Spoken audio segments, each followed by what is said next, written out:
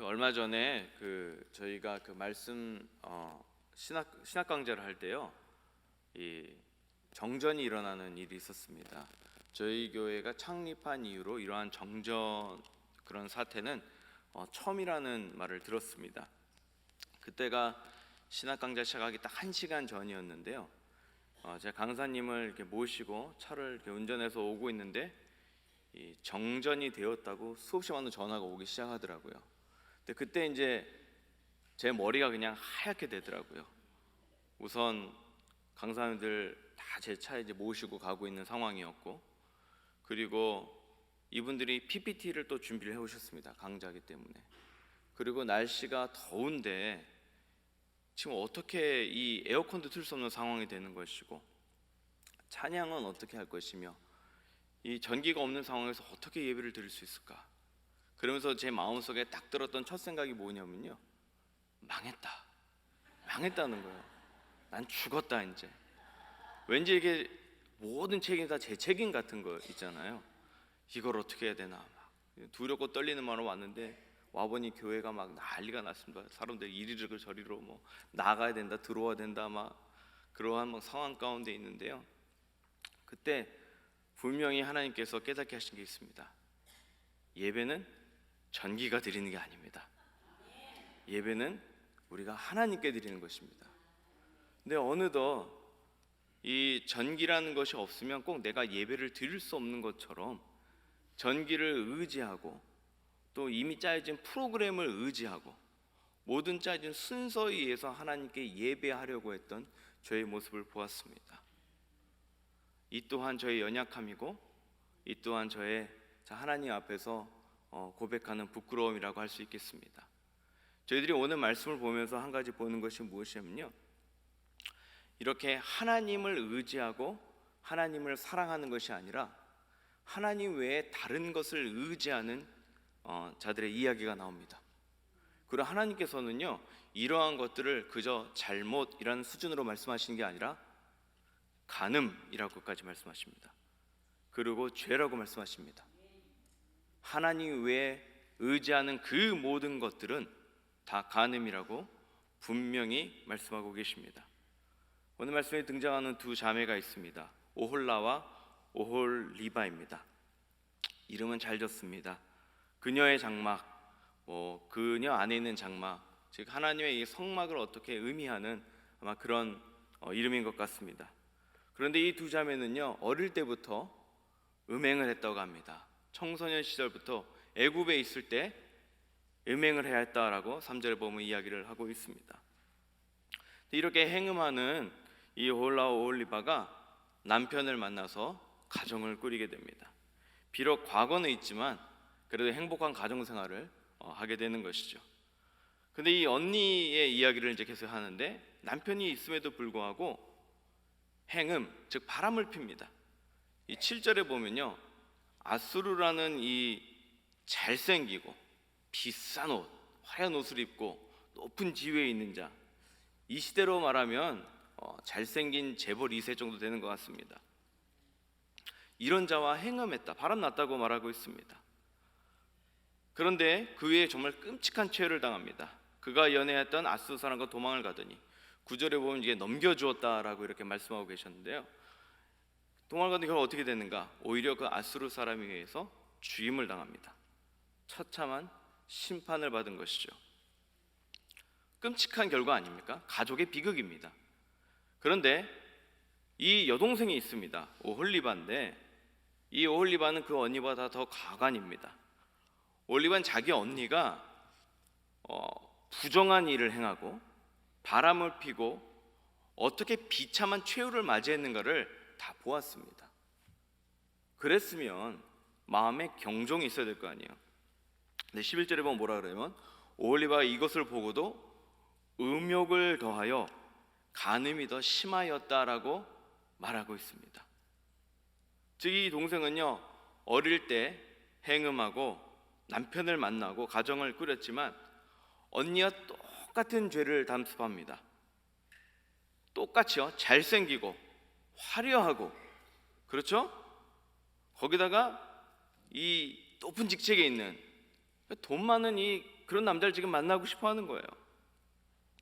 근데 거기에만 만족하지 하는 것이 아닙니다. 그래서 아수르 그런 남자를 만났다가 여기에 만족하지 말고 심지어는 벽에 걸려 있는 한 남자의 사진을 봅니다. 또 보니 잘생겼어요.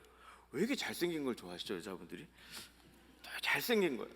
거기다가 또 그 멋있어 보이니까 사람을 불러와서 그 바벨론 사람을 불러와서 또 행음을 합니다. 근데 너무 끔찍한 게 뭔지 아세요? 이렇게 자기 남편을 놔두고 다른 사람들과 행음을 하면서 그 행음하는 순간에도 어린 시절 애굽에서 행음한 것을 떠올리는 것이 바로 오늘 본문의 말씀입니다. 너무 끔찍한 장면 아닙니까? 아니, 아무리 화려한 삶을 꿈꾸더라도요, 아무리 잘생긴 사람을 만나도, 아무리 능력 있는 사람을 만나도 만족하지 못하는 것이 이 현실인 것입니다. 어릴 때 듣던 말 있잖아요. 얼굴 뜯어먹고 살 일 있냐고. 아무 인물은 만족하지 못한다는 것이에요. 제가 오늘 이 말씀을 이렇게 접하면서요, 사실 제가 이 헵시바 강단에 자주 쓰는 게 아니지 않습니까? 저희들이 몇 달에 한 번 이렇게 쓸까 말까 하는데 주요 주시는 말씀이 뭐 저희 선택이 아니에요. 다 기억납니다. 7년 전에 이 매일 성경의 에스겔서를 몇 달을 하는 바람에 정말로 눈물로 주의 말씀을 전했던 그 시절이 있던 게 기억이 나는데, 하나님 왜 저한테 이러세요? 이런 생각이 들더라고요. 행음하는 자야. 거기다 제가 지금 솔직히 말해서 너무 좀 외설적인 내용들이 많지 않습니까? 이게 성경인지 뭔지 막 착각될 정도로 청소년 관람 불가, 영화로 따지면 rated R 수준의 이런 내용이에요. 한글로 성경을 읽어서 이게 뭐지? 이러고 저도 영어로 읽으니까 눈이 더 커지더라고요. 세상에, 한글은 되게 순화해서 써놨습니다. 게다가 이제 또 원문은 뭘까 하고 더 보니까 눈이 더 휘둥그레지면서 심장이 콩탕콩탕 뛰더라고요. 아직도 심장이 좀 뜁니다. 이런 말씀 보면서 왜 이렇게 강한 표현이 있는 이런 말씀을 하나님께서 지금 이스라엘에게 주고 계실까? 왜 이렇게 누가 보더라도 민망할 수준의 그러한 내용들을 말씀하고 계실까? 왜 그렇겠습니까? 다 우리들 때문입니다. 우리들의 수준이요, 하나님께서 이러한 수준으로 지금 말씀해 주지 않으시고 이 눈높이로 지금 우리에게 하지 않으시면 이해를 못하는 거예요. 죄악을 낱낱이 드러내서 보여주시고 일일이 설명을 해주시는데도 불구하고 그 완악한 마음이 그 상황을 전혀 받아들이지 못하기 때문에 하나님께서는 충격적인 비유를 통해서 지금 이스라엘에게 말씀하고 계시는 겁니다. 이 비유를 통해서 하나님께서 드러내시고자 하는 것은 무엇이냐? 이스라엘에 있는 이 현재 그들의 상황을 말씀해 주시면서 왜 그들이 심판받아야 되는지에 대해서 분명하게 이야기하고 계신다는 것입니다. 여기 지금 들었던 모든 분들, 또 그 당시에 살았던 모든 이들에게도요, 이 말씀에 나오는 두 자매는 그냥 사회적 비판 수준이 아니라 공분을 살 만한, 정말 누가 들어도 돌맞아 주는 것이 전혀 아깝지 아니할 그런 두 자매의 이야기 아니겠습니까? 특별히 그 당시에 한 여성이 남편이 있음에도 불구하고 이러한 정말 입에 담기도 어려운 이러한 간음을 행했다면 이것은 극악한 상황이고, 당연히 레위기 20장에 나와 있듯이 이 간음의 대가는 죽음으로 갚아야 되는 그런 상황입니다. 누구나 다 이렇게 죽어야 함을 이해하는 그런 상황인 것이죠. 그런데 지금 성경은요, 이 죽어야 할 만한, 이 공분을 살 만한 이런 간음을 일으킨 자가 누구냐라고 말씀하면서 4절에 보면 오홀라는 사마리아고 오홀리바는 예루살렘이라고 말씀하십니다. 즉 분열됐던 그 두 왕국이 바로 이 간음한 두 자매 너희들이다 라고 지금 말씀하고 계시는 것입니다. 충격적인 비유인 것입니다. 마치 다윗에게 나단 선지자가 와서 이야기를 하지 않았습니까? 부자와 가난한 자가 있는데 가난한 자는 아무것도 없어서 양새끼 한 마리, 딸 같은 양 한 마리 있는데 부자가 와서 그것까지 가져갔다는 이야기를 했을 때 다윗이 분을 내며 그 사람을 죽여야 된다고 이야기하지 않습니까? 그때 나단 선지자가 뭐라 그럽니까? 그 사람이 바로 너다라고 이야기하고 있지 않습니까? 그것과 마찬가지 상황의 비유인 것입니다. 이스라엘 백성이나 우리나 누구든지 이 글을 읽으면 마음에 분함이 생기고 이런 극악한 자가 있냐라고 분하게 되지만 실제로 그 사람은 바로 너다라고 지금 말씀하고 있는 것입니다. 이렇게 하나님께서는 오늘 이 비유를 통해서 이 세상 가운데 누구나 인정할 만한 그 시대의 그 상황을 통해서 우리의 연약한 죄악을 드러내 보여주시고 지금까지 눈이 닫혀지고 귀가 막혀져서 이해하지 못한 상황까지도 드러내주고 계신 것입니다. 그런데 이렇게 충격적인 내용이 드러나고 이것이 바로 너희라는 하나님의 말씀이 선포됨에도 불구하고 잘 알아듣지 못하는 것 같아요. 왜냐하면 이런 내용이 비스무리한 내용이 이미 에스겔서 전에도 나왔었기 때문입니다. 사실요, 에스겔서 매 장마다 참 비슷한 반복되는 내용이 많이 나옵니다. 주로 어떤 내용입니까? 고소장 같은 내용이에요. 이스라엘의 죄악을 낱낱이 보여주는 이 하나님의 말씀인 것입니다. 그런데 하나님께서 이렇게 보여줌에도 불구하고 아무렇지도 않게 받아들이고 있는 이스라엘 현실이 지금 이렇게 하나님께서 충격적인 말씀으로 그들의 심장을 때리고 계신 거예요. 왜 그랬을까요? 사실 하나님께서 꼬집고 계시는 이들의 이 죄악은 무엇이냐면요, 바로 이 유대가 또 이 북이스라엘이 하나님 외에 다른 강대국들과 정치적인 결탁을 했다는 것입니다. 즉 다른 나라에게 힘을 빌리고 그 나라들을 통해서 이렇게 좀 잘 살려고 했다는 것입니다. 하지만 성도 여러분, 조금 전에 우리가 음행이라는 관점에서 봤을 때는 이런 죽어야 마땅할 자처럼 보이지만 다른 나라와 동맹하고 연합하고 이러한 것이 죽을 죄인가? 라는 혹시 생각이 들지는 않으십니까?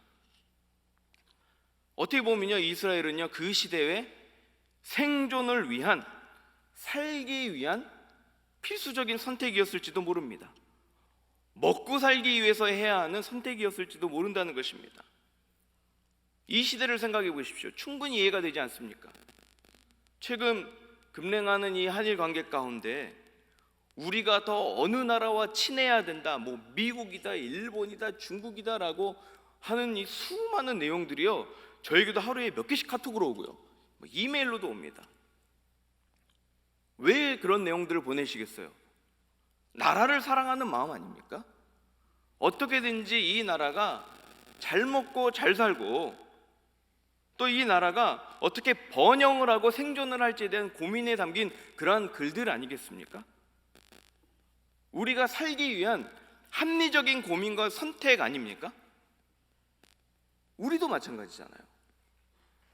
우리가 어떠한 삶을 살 것인가, 내가 어떠한 학벌이 있어야 되는지, 그리고 어떤 사람이 뒤에 서야 되는 것인지, 이러한 모든 것들은 어떻게 보면 내가 정말로 앞으로의 삶 가운데 성공의 목표를 향한 합리적인 선택들 아니겠습니까? 또 그러한 것을 위한 타협 아니겠습니까? 우리 신앙생활도 마찬가지로 적용되는 것 같습니다. 물론 주일 성수해야 하죠. 그런데 먹고 살기 위해서 쉽지 않은 분들이 분명히 있습니다. 아니, 아이가 학교를 진학하기 위해서 여러 가지 크레딧이 있어야 되는데 주일날 조금 나가는 게 그게 뭐 대수라고 이렇게 우리들 스스로 타협할 때가 있지는 않습니까? 이스라엘도 마찬가지예요. 더 잘 살기 위해서, 조금 더 나은 선택을 하기 위해서 이런 강대국에 의지한 것일 수도 있습니다. 근데 분명한 것은요, 여기 계신 여러분들이 어떻게 생각하든지 이스라엘이 어떻게 받아들이든지 하나님께서는 하나님의 백성이 하나님 외에 다른 것을 의지하는 것은 간음이라고 말씀하십니다. 육체적인 간음만이 간음이 아니라 하나님을 내려놓고 의지하는 그 모든 것들, 내가 하나님 빼고 살아갈 수 있다고 생각하는 그 모든 것들은 다 간음이라고 이야기하고 계십니다. 그리고 간음한 자에게는 거룩한 분노로 25절에 보면 내가 너를 향하여 질투하리니, 그리고 징벌하겠다고 또한 말씀하고 계십니다. 근데 우리가 한 가지 기억해야 될 것이 있습니다. 그래도요, 이 에스겔 시대에 살던 사람들에게는요, 두 자매가 간음을 한 것은 사형을 받아야 하는 죄임을 모두 인정하는 그런 시대였습니다. 근데 우리가 사는 시대는 어떻습니까? 간통죄라는 것은 더 이상 존재하지 않습니다. 간음을 했다는 이유로 사형을 받는 시대가 아니에요. 그렇기 때문에 오히려 인권 같은 것을 생각하시는 분들께서는 오늘 같은 말씀이 굉장히 마음이 불편하게 다가올 수도 있습니다. 이 시대는요, 간음과 간통이라는 단어를 쓰기보다는 불륜과 연애라는 단어로 대체를 합니다. 간음이라는 단어 딱 들으면 너무 무섭잖아요. 죄인이라는 게 딱 드러나는 단어 아닙니까? 그렇기 때문에 로맨스라는 단어로 이것을 치환합니다. 내가 하면 로맨스고 너가 하면 불륜, 이런 식으로 우습게 넘기려고 합니다. 이것뿐만입니까? 더 이상 이 시대는요, 동성애라는 단어도 쓰는 것을 싫어하고 있습니다. 성소수자, 성적 취향, 성적 지향, 이런 식으로 혹이라도 혐오감을 줄까봐 돌려서 그 내용들을 쓰고 있는 이 시대 가운데 아닙니까? 우리가 사는 이 시대는요, 죄라는 단어를 더 이상 죄라고 말할 수가 없고 오히려 실수 아니면 어쩔 수 없는 선택 정도로 낮추고 있는 것이 우리가 사는 이 시대입니다. 생각해 보세요. 남에게 피해를 주지 않는 한 상대방의 협의가 있으면 불륜 자체가 인정이 되지 않습니다. 죄조차 짓지 않는 이런 세대 가운데 우리가 살고 있습니다. 어떻게 보면요, 죄인이 없는 시대입니다. 근데 우리가 분명히 기억해야 될 것은요, 죄는 이렇게 가볍게 여길 것이 아닙니다. 사랑하는 성도 여러분요, 오늘 말씀을 잘 읽다 보면요, 이 죄가 얼마나 무서운 것인가에 대해서 끊임없이 우리가 말씀하고 계십니다. 죄는 절대 가볍게 여겨서도 안 되고요, 죄는요 결국 어떻게 됩니까? 이스라엘은 결국 심판으로 가야만 했습니다. 죄의 결과는 없어지지 않습니다. 죄의 결과는요 항상 더해집니다. 죄는 달콤합니다. 몸에 좋지 않은데도 끊임없이 먹고 싶은 달콤한 것과 마찬가지입니다. 중독성이 있습니다. 게다가 죄는요 만족감이 없습니다. 끊임없이 이 죄를 행해야 해요. 오늘 이 동생이 애굽에서, 아수르에서, 바벨론에서 애굽으로 수많은 자기의 이 연애하는 상대를 바꾸면서도 만족감을 느끼지 못하는 그러한 것들을 우리가 보지 않습니까? 죄는요 절대로 우리에게 만족감을 줄 수가 없습니다. 그리고 또한 말씀에서 보는 이 죄는 어떠냐면요, 죄의 값은 분명히 누군가 치러야만 합니다. 이스라엘은 결국 죄의 값을 치렀습니다. 사랑하는 성도 여러분, 우리가 예수 그리스도 믿고 우리가 구원받았기 때문에 우리에게는 죄의 값이 없다는 그런 착각 가운데 살면 안 됩니다. 간음을 했다면요, 육체적인 간음을 했다면 물론 하나님께서 우리를 용서할 수 있지만, 용서해 주시지만 그 사실을 알게 된 가족이 있다면 그들에게는 평생 남길 수 없는 죄의 상처를, 죄의 흔적을 남기는 것 아니겠습니까? 그렇기 때문에 성경에서 분명히 죄의 값은 치러야만 하고, 그렇기 때문에 분명히 죄의 값은 사망이라고 말씀하고 있습니다. 또한 이 죄인은요 고린도서에 보면 하나님의 나라를 상속받지 못한다라고 분명히 말씀하고 있습니다. 여러분, 성경에서 죄라 그러면 죄입니다. 시대가 변해도 이것은 죄입니다. 하나님이 하지 말라고 하는 것을 하는 것 자체가 죄입니다. 죄의 결과 분명히 남습니다. 그리고 이 죄의 값은 항상 더해집니다. 그리고 이 죄는 무겁습니다. 그리고 하나님께서 하나님을 의지하는 것보다 너가 지금 믿고 있는 것을 더 의지하는 것은 가늠, 죄라고 말씀하고 계십니다. 가벼운 것이 아니에요. 무거운 것이에요. 나의 의지하는 모든 것들은 계속 더해져서 결국은 사망으로 이끌게 하는 죄라는 것입니다. 여러분, 지금 우리들은 어떻습니까? 하나님보다 세상의 명예를 혹시 더 생각하고 있지 않습니까? 교회 내 위치를 혹시 생각하고 있지 않습니까? 하나님보다 지금 내 통장의 은퇴 자금이 내가 더 믿을 만한 것처럼 보이지 않으세요? 하나님보다 지금 내가 벌고 있는 이 인컴이, 아니면 내 사회적 지위가 더 믿을 만한 것으로 보여지고 있지는 않습니까? 내가 정말 그런가? 라고 생각되시는 분들은요, 내가 내 자녀에게 무엇을 가르치는가를 한번 잘 살펴보십시오. 내가 우리 자녀들에게 지금 하나님의 이 신앙의 유산을 물려주는 것보다 혹시나 너 살기 위해서는 더 공부해야 된다, 너 살기 위해서는 더 좋은 직장 가져야 된다, 너 살기 위해서는 이러이러한 선택을 해야 한다면 신앙과 상관없는 그러한 가르침을 주진 않았습니까? 만약 그러한 가르침을 줬다면 그것이 아마 내 안에 내가 숨기고 싶어하는, 나도 의지하는 그러한 가치일지도 모릅니다. 성경은 분명히 하나님보다 더 의지하는 것, 이것을 간음이라고 말씀하고 있습니다. 그러면 하나님을 믿으면서 이러한 것도 있으면 되지 않나요? 하나님을 믿으면서 이런 학벌도 있으면 되지 않나요? 하나님을 믿으면서 이런 경제적인 부도 있으면 되지 않나요? 아닙니다. 성경은 그 외에는 아무것도 말하고 있지 않습니다. 하나님을 사랑하는 것 외에 다른 것이 있다면 간음이라고 말합니다. 죄라고 말합니다. 오직 하나님만 의지하라고 분명히 말씀하고 있습니다. 내가 세상에 인정을 받으려고 하고 명예를 갈구하고 또 나를 이해해 주는 그런 사랑의 단어들, 그런 사랑의 말들을 우리가 갈구하면서 살아갈 때 우리는 어느새 나도 모르게 하나님을 뒤로 젖히고 간음하는 그러한 삶을 살게 되는 것입니다. 그리고 그 자들은 분명히 죄의 값은 치러져야만 합니다.